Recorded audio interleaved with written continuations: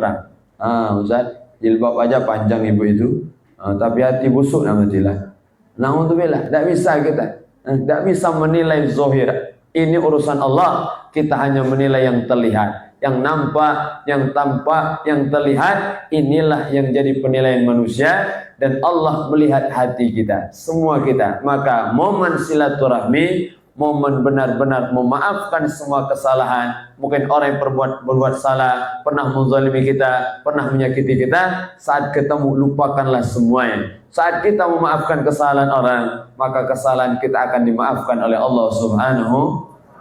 Memang berat, tapi anugerahnya luar biasa. Saat kita memaafkan orang, dosa kita yang banyak dihapuskan semua oleh Allah. Maka di bulan Ramadan, jangan sampai kita termasuk orang-orang yang terhalang dari kemuliaan Ramadan. Karena tema kita pada sore hari ini, menggapai kemuliaan. Allah antarkan, Allah bentangkan, Allah berikan ampunan begitu banyak, luar biasa. Karena ini adalah syahrul mawasimut ta'at, musim ketaatan. Ramadan ini musim ketaatan. Segala ketaatan ada. Ada semua. Puasa memang waktunya. Zakat ini tempatnya. Baca Quran memang ini saatnya. Sedekah afdalus sedekah, sedekatu fi Ramadan. Memang inilah sedekah terbaik di bulan Ramadan. Semua. Maka jangan heran kalau Ramadan ini semangat orang. Masya Allah, masjid-masjid, mushola ramai. Masya Allah, saya kajian zuhur. Kajian zuhur jam 12, masuk jam 11 sudah ramai semua. Oh, bapak-bapak sudah penuh masjid itu. Tapi yang masalah tidur semua. Tidak ada yang melek tidur, tidak masalah. Nunggu waktu sholat ada pahalanya. Alhamdulillah. Biasanya daunnya sosong, biasanya sepi, ternyata ramai. Karena memang ini musimnya. Musim taat, musim ibadah, musim kebahagiaan, musim ampunan dari Allah Subhanahu wa taala. Kalau sudah musim pasti banyak ya Allah berikan. Kalau sudah musim pasti mudah mendapatkan ampunan Allah. Dengan kita puasa sempurna, dengan kita sholat, jaga sholat yang 5 waktu, jaga sesibuk apapun kita bekerja Ustaz, capek letih Ustaz, bekerja adalah ibadah. Man amsakalan min amali yadih amsa maghfuran lahu. Siapa orang yang sore hari capek letih, susah payah, berkeringat, letih dia mencari rezeki yang halal, maka sore hari itu diampunkan dosanya oleh Allah. Amin ya Rabbal. Maka dengan niat dari rumah, niat ya Allah, aku bekerja mencari rezeki yang halal untuk nafkah keluarga, untuk semangat sedekah, untuk semakin banyak ibadah. Maka niat itulah yang ditakar, dihitung oleh Allah, dan perjalanan kita menuju rezeki yang halal akan terhitung ibadah.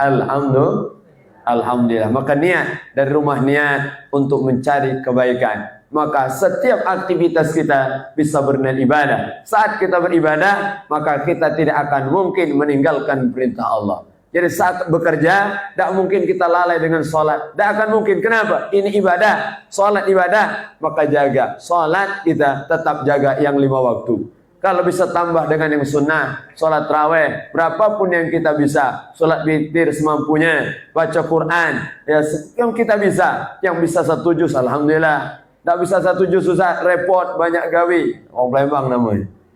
Dikit-dikit ada gawi. Mana Pak? Ada gawi. Mana? Ada orang nganggur. Padahal tidak kati gawi memang itu. Tanya ada gawi, duduk depan rumah minum kopi. Itulah gawi. Masya Allah. Kita semua sebelum bekerja, sebelum aktivitas, kalau bisa buka Quran dulu.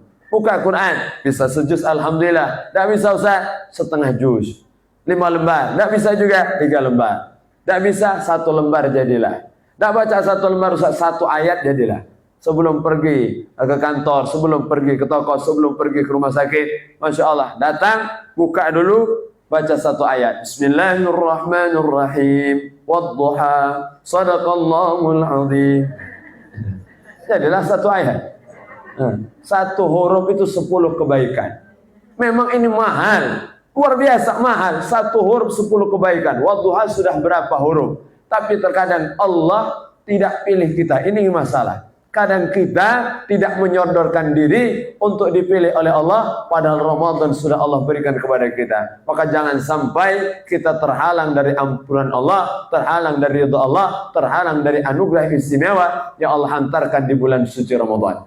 Maka Quran kita tetap baca, berapapun yang kita bisa. Masya Allah, zikir daripada berbicara yang tidak manfaat, zikir aja. Masya Allah, kalimatani khafifatani fil lisan, thaqilatani fil mizan, habibatani ila rahman, subhanallah wa bihamdi subhanal azim. Lisan kita zikir, tidak ada aktivitas apapun, zikir. Pegang tasbih, pastikan tidak ada pasien, pastikan tidak ada orang datang, minta maaf, jangan nyalakan ustaz nanti.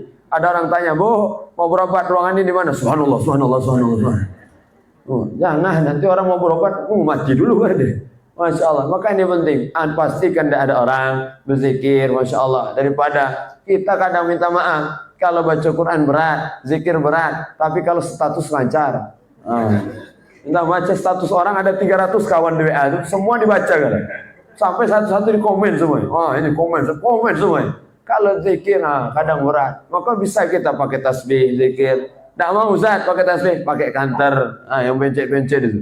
Masya Allah. Tidak mau Ustaz, katanya tidak boleh pakai kantor. Kalau tidak mau pakai itu, pakai batu bata. Boleh juga. Subhanallah, subhanallah. 1000 bata terbangun rumah insya Allah. Itu kan hanya untuk alat hitung aja. Alat hitung saja. Mau pakai apapun terserah. Dulu, zaman Nabi, istri-istri Nabi itu pakai biji-bijian. Pakai biji-bijian. Masya Allah, ngitung tasbih. Sahabat Nabi Abu Hurairah pakai tali. Dibuat simpul-simpul, 200 simpul, itulah pakai dia untuk menghitung zikirnya. Masya Allah, maka kita alhamdulillah dimudahkan. Ada pencet-pencet. Jadi ada orang diam, mencet, berzikir. Alhamdulillah. Tapi pastikan benar zikirnya dan kita serius membacanya. Kadang ada orang zikir, mencet itu. Oh, berapa kali kita lihat, mencet, kenceng sekali mencet. Oh, sudah 1000 ambil handphone. Cekrek deh. Oh. Alhamdulillah sudah 1000 hari ini salawat. Berstatus semuanya. Jadi ini luar biasa. Tetap bahasa lisan kita dengan zikir. Bekerja ibadah, isi waktu-waktu kita dengan amal soleh, dengan apapun. Karena ibadah itu tidak terbatas di masjid, tidak hanya di musola, dimanapun kita memudahkan urusan orang itu juga ibadah. Man yassara an mu'sirin, siapa yang memudahkan urusan orang, yassarallahu lahu yaumal qiyamah, akan Allah mudahkan urusannya di hari kiamat. Bahkan dunia Allah berikan kemudahan, akhirat Allah berikan kemudahan saat dia memudahkan urusan orang. Maka kita niat, ya Allah, aku niat keluar dari rumah dengan ilmuku, dengan pengaruhku, dengan hartaku, aku akan memberikan manfaat kepada orang. Maka niat kita semua bisa meninggalkan kebaikan, amal jariah namanya, saat kita terus memberikan kebaikan. Ada yang dengan ilmu, ilmunya jadi jariah. Ada yang dengan harta, hartanya dengan jariah. Ada dengan kuasa, dengan kuasanya jariah. Mengalir kebaikannya. Inna mimma yalhaqul mu'min min amalihi wa hasanatihi ba'da mautihi. Ada amal-amal terus mengalir walaupun orang yang sudah meninggal dunia. Dari kebaikannya, dari amalnya, satu, ilman allamahu wa nasyarahu, ilmu yang diajarkan. Yang kedua, au waladan salihan tarakahu, anak soleh yang dia tinggalkan. Au masjidan banahu, masjid yang dia bangun. Au mushafan warathahu, atau mushaf yang dia wariskan, yang dia berikan. Jadi kita tidak bisa baca Quran banyak, kasih hadiah Quran untuk para penghafal Quran. Itu cara kita agar terus memberikan amal jariah. Kasih untuk mereka. Masya Allah, mereka yang hafal, mereka baca Quran, kita juga dapat bagian pahala. Alhamdulillah. Jadi ibu bapak sekalian muliakan Allah, lihat orang rajin ke masjid, beri ke sarung, beri ke gamis. Masya Allah, niatkan, ya Allah, aku ingin bantu dia untuk ibadah. Maka kata Nabi, saat Nabi diberi hadiah, pernah Nabi dikasih hadiah kuda. Oh, kuda mahal. Kuda perang. Oh, kuda perang sekarang mobil sport lah bahasanya. Oh, ini mahal untuk perang. Dikasih oleh Z. Kemudian diterima hadiah itu oleh Nabi. Setelah Nabi terima, Nabi kasihkan kepada Usamah. Usamah ini anaknya Z. Anaknya. Maka bapaknya protes. Ya Rasulullah, aku berikan hadiah ini untukmu ya Rasulullah. Kenapa kau berikan kepada anakku? Apa kata Nabi? Karena dialah orang yang paling pantas. Karena dia adalah panglima, anak muda, umur 18 tahun, jadi panglima. Di bawah kepemimpinannya ada Sayyidina Abu Bakar, Sayyidina Umar. Luar biasa, dialah yang paling pantas. Apa kata para ulama? Beginilah cara sedekah sebenarnya. Carilah orang-orang yang paling tepat. Jadi kalau kita mau kasih sarung, lihat dulu, uang ini galak sholat apa tidak? Nah, itu penting. Kadang kita sudah beli sarung bagus, mahal, luar biasa. Kasihkan ke dia. Tak pernah sholat ke masjid. Mau kasih dia, alhamdulillah, namanya nyak malam ini tidur. Untuk selimut deh. bukan untuk ke masjid. Jadi sedekah itu kalau bisa ya tepat dengan orang. Orang kita kasih Quran, pastikan orang itu bisa baca Quran dan rajin baca Al-Quran. Kasih orang tidak bisa baca Quran, dijual kayaknya Quran itu.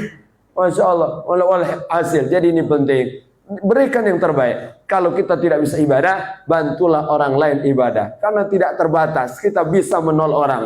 Man dal ala khair kafa'ili, siapa yang menolong kebaikan, maka sama dengan dia dapat pahala yang sempurna juga. Alhamdulillah. Dan sebaliknya, man a'ana ala maksiatin, yang menolong maksiat. Ada orang mau maksiat, orang mau jahat, kita tolong. Na'udzubillah. Nunjukkan kejahatan untuk orang lain sama dengan orang berbuat jahat. Maka hati-hati, kalau ada orang nanya yang jahat-jahat, tidak usah jawab. Ada orang nanya, datang, "Bu, ya, kemana? Ada orang jual tua tak di sini?" Oh, langsung kita tunjuk. Oh, itu lorongnya. Masuklah, belok kanan, itulah rumah warna hijau. Ditunjukkan oleh dia. Sama dengan orang berbuat jahat itu. Na'udzubillah nih. Jadi kalau ada orang nanya gimana Ustaz? Nah, tunjukkan tapi arahnya berbeda. Harus yang kanan, arahkan kiri. Nah, kamu cari tua, ya. Nah, kiri. Masuk lagi, kiri. Nah, ada sungai Musi, nyeburlah situ. Apa arti kita menjadi orang-orang yang menjadi penutup pintu keburukan? Tuba, beruntung. Man fatahalahu babu minal khair. Yang Allah berikan dia, Allah jadikan ja'alallahu miftahun lil khair. Menjadi pintu kebaikan untuk orang lain. Allah, ini indah luar biasa. Kita jadi pintu orang lain dapat baik. Makanya kita gambaran ke sore hari ini semua panitia yang berjuang, yang membuat, yang berusaha, yang ikut andil, ini dapat pahala yang banyak. Orang kumpul, kata Pak Dokter tadi, lebih 1 juta kumpul.